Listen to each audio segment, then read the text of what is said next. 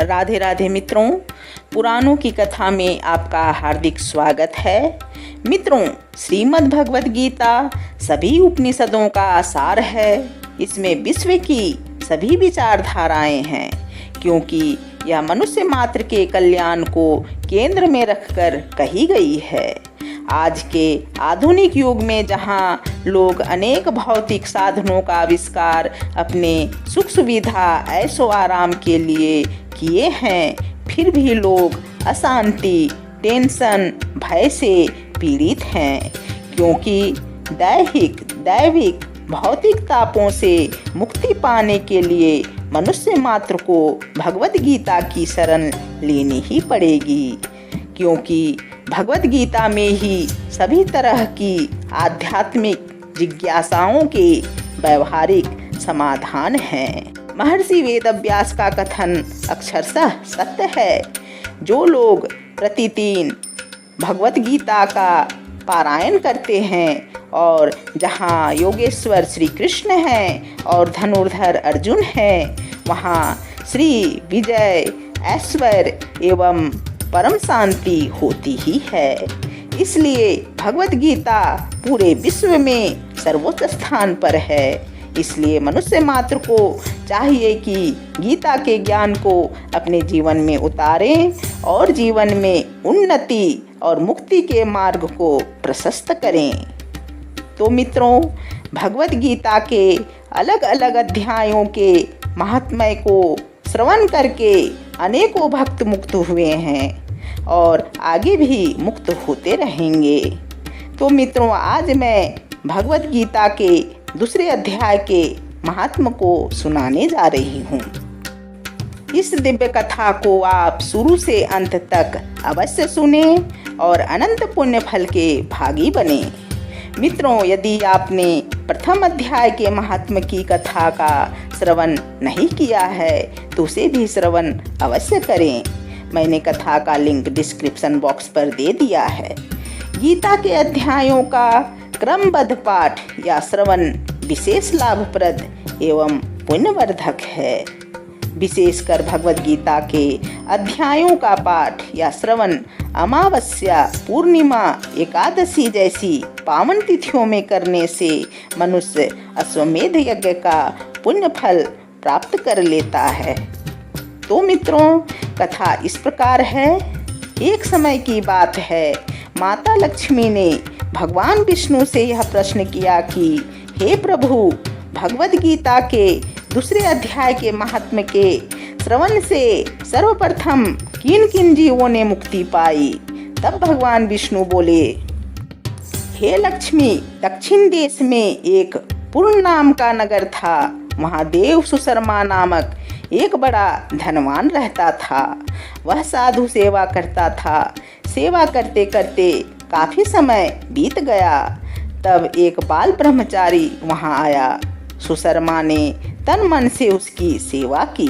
फिर विनती करते हुए बोला, हे संत जी, मुझे ऐसा उपदेश दीजिए जिससे मेरा कल्याण हो और मैं मोक्ष पद को प्राप्त करूं। तब बाल ब्रह्मचारी जी बोले, मैं तुझे श्री गीता जी के दूसरे अध्याय का पाठ सुनाता हूँ। तू श्रद्धा से सुन, इससे तेरा निसंदेह कल्याण होगा। तब देव सुशर्मा ने कहा, हे प्रभु, क्या गीता जी का दूसरा अध्याय सुनने से पहले भी कोई मुक्त हुआ है? तब बाल ब्रह्मचारी जी ने कहा, मैं तुझे एक पुरातन कथा सुनाता हूँ। एक अयाली वन में बकरियां चराता था और वहाँ मैं भजन किया करता था। एक दिन अयाली रात में बकरियां लेकर घर को चला। मार्ग में एक सिंह बैठा था। एक बकरी सबसे आगे चल रही थी। उसे देखकर सिंह भाग खड़ा हुआ। वह अयाली यह अचरज देखकर बड़ा चकित हुआ। तभी मैं भी वहां जा पहुंचा। उस चरवाहे ने मुझसे कहा, बकरी को देखकर शेर भाग खड़ा हुआ। हे संत जी, यह तो बड़े आश्चर्य की बात है। आप तो त्रिकालज्ञ हैं, कृपा करके मुझे इसका कारण बताएं। मैंने कहा, हे अयाली, मैं तुझे एक पिछली वार्ता सुनाता हूँ। पिछले जन्म में यह बकरी एक डायन थी। वह जिस सुंदर पुरुष को देखती थी उसे ही खा जाती थी। यह शेर पिछले जन्म में फंदक था। एक बार यह वन को गया तो वहाँ डायन ने इसे खा लिया। इस जन्म में वह डायन बकरी बनी और फंदक शेर बना। शेर को पिछले जन्म की बात याद थी, इसलिए बकरी को देखकर उसने समझा कि वही डायन रूप बदलकर उसे खाने आई है, इसलिए वह डरकर भाग गया। तब अयाली ने पूछा, मैं पिछले जन्म में कौन था? तब बाल ब्रह्मचारी जी ने कहा, तू पिछले जन्म में चांडाल था। तब अयाली ने कहा, हे ब्रह्मचारी जी, क्या कोई ऐसा उपाय भी है कि हम तीनों की ही इस अधम देह से मुक्ति मिल जाए? तब बाल ब्रह्मचारी जी ने उन्हें श्री गीता जी के दूसरे अध्याय का श्रवण कराया, जिससे उसी समय आकाश से विमान आए और उन सबको बैठाकर बैकुंठ लोक को ले गए। तब श्री नारायण जी ने कहा, हे लक्ष्मी, जो मनुष्य श्री गीता जी के दूसरे अध्याय को पढ़ता या सुनता है वह निस्संदेह मुक्ति को प्राप्त होता है। इस प्रकार भगवान विष्णु ने माता लक्ष्मी को गीता जी के दूसरे अध्याय के महत्व की कथा सुनाई। कथा संपूर्ण हुई। बोलिए सच्चिदानंद भगवान की जय। मित्रों, हमें भी इस दिव्य कथा से प्रेरणा लेनी चाहिए कि यथाशक्ति गीता जी के अध्यायों का पाठ एवं श्रवण हमें प्रतिदिन करना चाहिए एवं अपने जीवन को सुखमय और आनंदमय बनाना चाहिए।